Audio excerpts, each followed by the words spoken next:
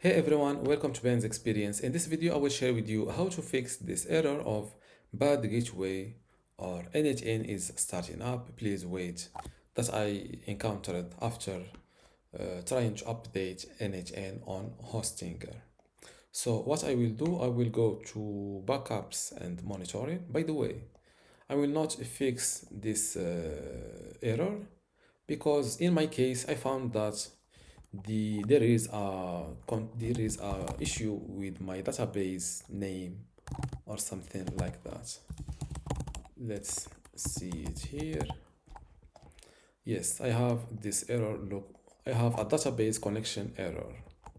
So because I didn't know how to fix this, I already tried, but I didn't succeed.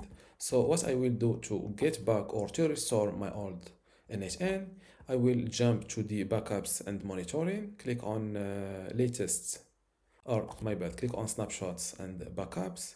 And here today is 14th of December. So I will restore to this 12th of December of the same year. So I will next to it click on restore. Time to restore, this is an estimation. It is 30 minutes. So click on restore.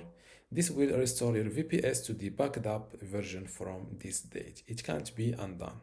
I understand this. I understand this will replace all current VPS files and databases with the selected backup version and delete any existing snapshots. Click on restore. They are now restoring the backup, and as you see, it can take up to 30 minutes.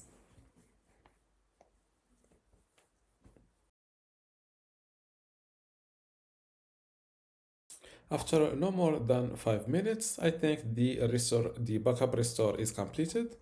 Now let's go back to the overview page and click on manage app.